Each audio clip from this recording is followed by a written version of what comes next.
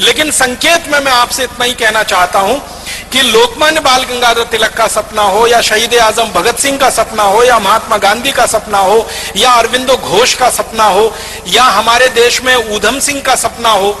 ऊधम सिंह का सपना क्या था आप सभी जानते हैं। हमारे भारत देश में एक अंग्रेज अधिकारी बहुत कुख्यात और बहुत क्रूर आ गया था जिसका नाम था डायर।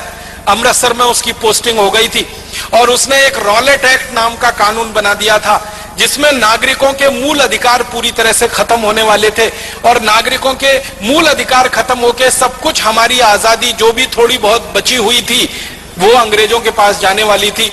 तो उस रॉलेट एक्ट के विरोध में 14 अप्रैल 1919 को जलियांवाला बाग में एक बड़ी सभा हुई थी जिसमें 25,000 लोग शामिल हुए थे।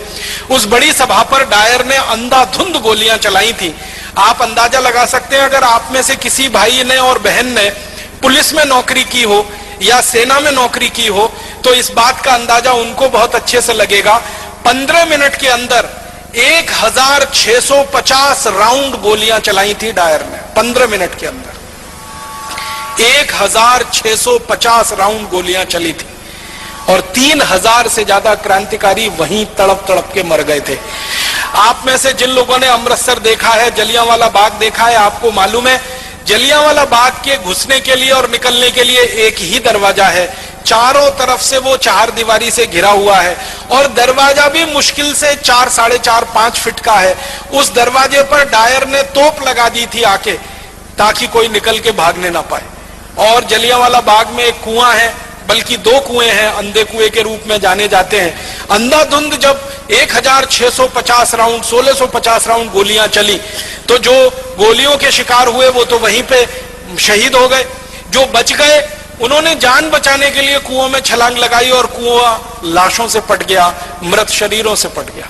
और 15 मिनट तक अंधाधुंध गोलियां चलाकर हंसते हुए खिलखिलाते हुए डायर वहां से चला गया। रास्ते में जाते हुए अमृतसर की सड़कों के दोनों तरफ जो भी भारतीय नागरिक उसको मिला उनको गोलियां मारकर पीछे तोप के मुंह से रस्सी से बांधकर घसीट कर वो लेके गया था। इसका इनाम उसको अंग्रेजों की संसद की तरफ से मिला था, शाबाशी मिली थी, उसकी पदोन्नति हुई थी, उसका प्रमोशन हुआ था और उसको भारत से लंदन भेज दिया गया था और बड़े ओहदे पर। ऊधम सिंह उसी हत्याकांड के समय लोगों के बीच में शामिल थे और आप जानते हैं कि उनकी उम्र मुश्किल से उस समय 11-12 साल की हुआ करती थी। तो उस हत्याकांड के समय जब वो शामिल थे और उन्होंने अपनी आंखों से देखा तो उन्होंने संकल्प लिया था और संकल्प उनका यह था कि जिस डायर ने क्रूरता के साथ मेरे देश के नागरिकों की हत्या की है इस डायर को मैं नहीं छोड़ूंगा, यह मेरे जीवन का आखिरी संकल्प है।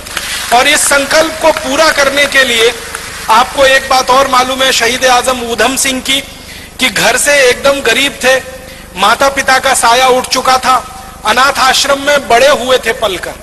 माता पिता साथ में नहीं थे, दोनों मर चुके थे। बड़े भाई थे, उनकी मृत्यु हो चुकी थी किसी बीमारी से। अपने परिवार में वो अकेले रह गए थे और उनके पास आर्थिक संसाधन कुछ नहीं थे। तो जब उन्होंने योजना बनाई डायर को मारने की, संकल्प पहले ले लिया और योजना बनाई तो लंदन जाना है, लंदन जाने के लिए पैसे चाहिए, पैसे कहां से आएंगे? तो उन्होंने तय किया कि मैं किसी के सामने हाथ फैलाऊं उससे अच्छा है मैं मेहनत मजदूरी करके पैसे कमाऊं।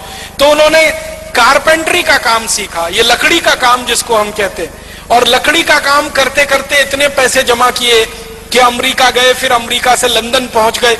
लंदन पहुंच के फिर एक होटल में काम किया पानी पिलाने का ताकि कुछ पैसे इकट्ठे हों और बंदूक खरीदी जा सके, पिस्तौल खरीदी जा सके। और ये सब काम करते करते शहीद आजम ऊधम सिंह को आप जानते हैं 21 साल लग गए। 1919 में जलियांवाला बाग हत्याकांड हुआ था, 1940 में जाकर उन्होंने अपना संकल्प पूरा कर पाया था। 21 साल वो पैसों के लिए परिश्रम के साथ कहीं ना कहीं अपने जीवन को लगाते हुए संकल्प के लिए जिंदा थे। 21 साल के बाद 1940 में किंगस्टन एक जगह है लंदन में, किंगस्टन पैलेस, वहां पर जब डायर का एक बड़ा कार्यक्रम हो रहा था और उसको मालाएं पहनाई जा रही थी और उसका सम्मान किया जा रहा था, उस कार्यक्रम में ऊधम सिंह पहुंचे थे और अपनी जेब से रिवॉल्वर निकालकर तड़ातड़ 3 गोलियां मारी थी और 3 गोलियां मारकर एक ही वाक्य कहा था कि आज मैंने 21 साल पहले का मेरा संकल्प पूरा किया है और मैं अब इसके बाद 1 मिनट जिंदा नहीं रहना चाहता। 1 मिनट भी जिंदा नहीं रहना है, अब मेरे दिल की इच्छा पूरी हुई है।